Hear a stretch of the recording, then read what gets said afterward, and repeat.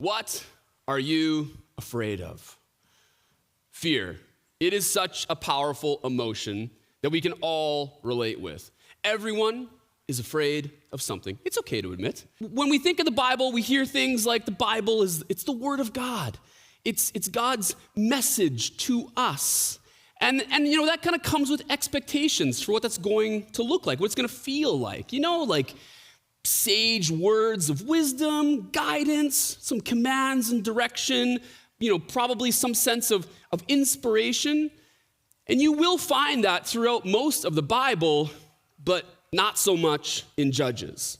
This book retells the journey of the people of Israel through a very dark season. There's a very clear pattern that happens throughout the book of Judges. And as the book unfolds, this develops as like a downward spiral of greater and greater dysfunction. And chapter 5 concludes by saying that the people enjoyed 40 years of peace.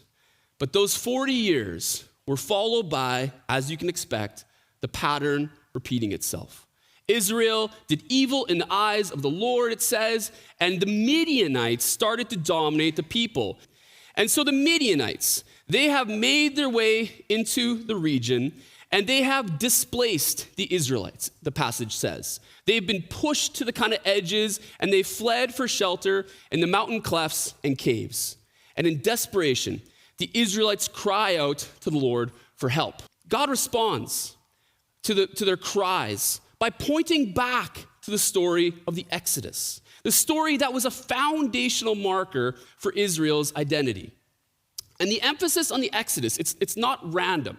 This is the central theme of the Hebrew Bible. And it is an important theme that the book of Judges wants us to have on our minds. And if you're not familiar with the Exodus story, here's a kind of a quick summary. So the Israelites, they went to Egypt originally to seek refuge because there was a famine in their land. And Joseph was one of their own, and he had risen to a place of power in Egypt and earned favor with the Pharaoh. But eventually, the Egyptians' opinions of the Israelites shifted, and they started to oppress them.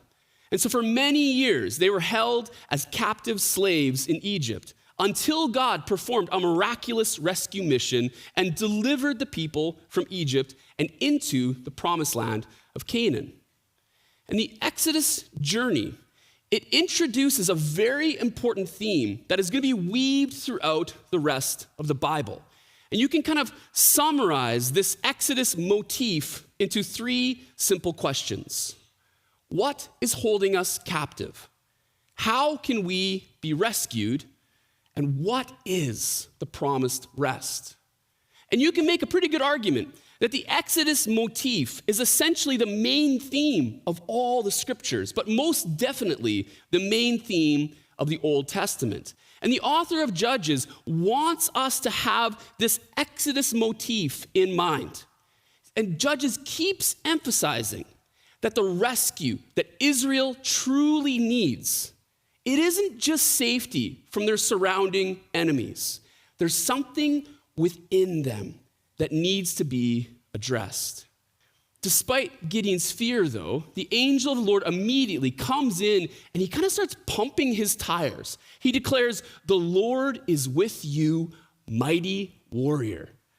And that's like the energy we need in those moments, right? Like the angel doesn't chastise Gideon for hiding out. Instead, he speaks a word of assurance that God is with him. And he speaks a word of confidence into Gideon's identity. You're not a coward. You are a mighty warrior. But Gideon, he's not buying it. The Lord is with us? If that's true, then why has all this devastation happened? Where is the wonder-working power of God that rescued our ancestors from Egypt? No, I don't buy it. You see, he thinks God has abandoned Israel rather than recognizing that Israel has abandoned God. And see, Gideon, he's lost track of God's big story.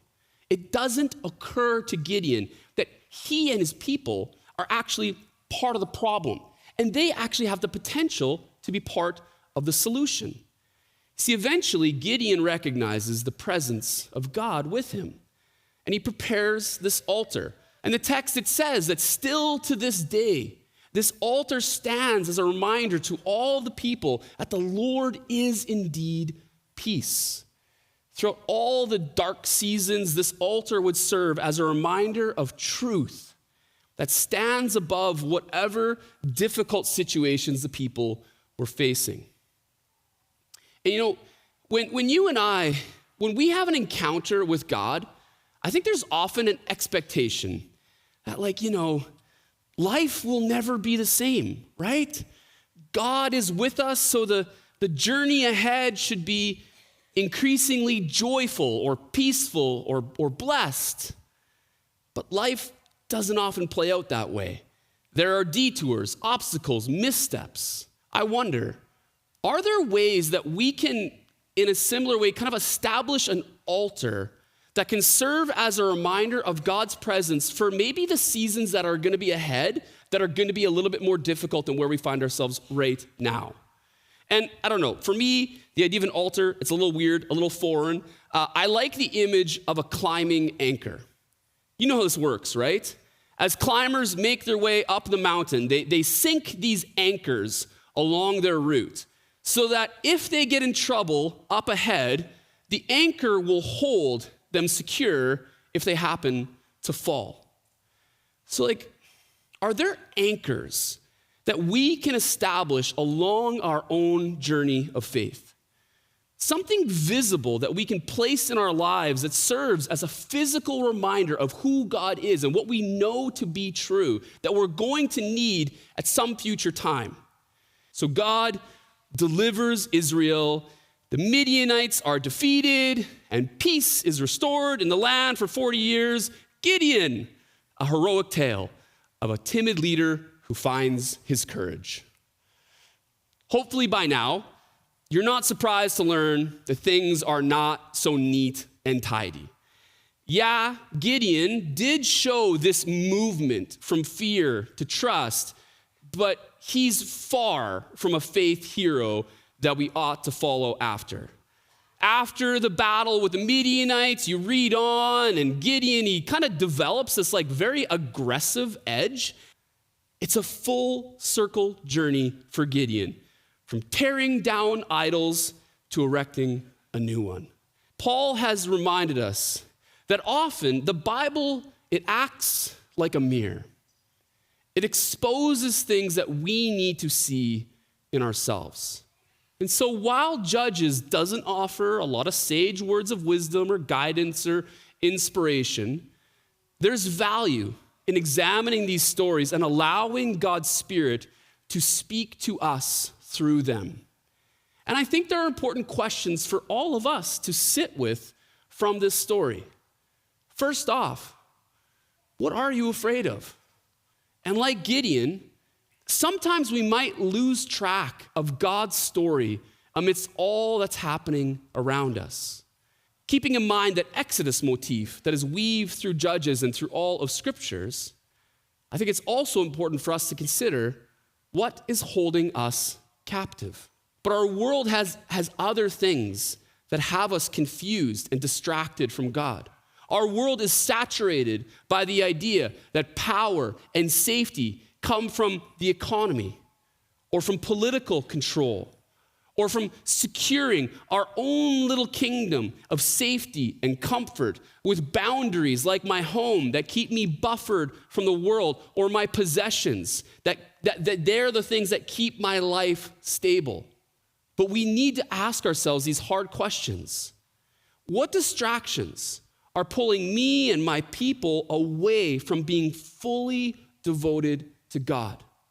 And this is going to be our task this week in home church, because we need to discern this together. We need to have the courage to open ourselves up to hard questions, because, again, the Israelites were totally lulled into a way consistently. And if we think that we are different, we are fooling ourselves. We have been set free. So now we must avoid letting sin control us anymore. The Scriptures are trying to warn us not to repeat the cycle. Do not let any part of your body become an instrument to serve sin. Instead, give yourselves completely to God. For we were dead, but now we've got new life. So use your whole body as an instrument to do what is right for the glory of God. This is the rescue that God offers us.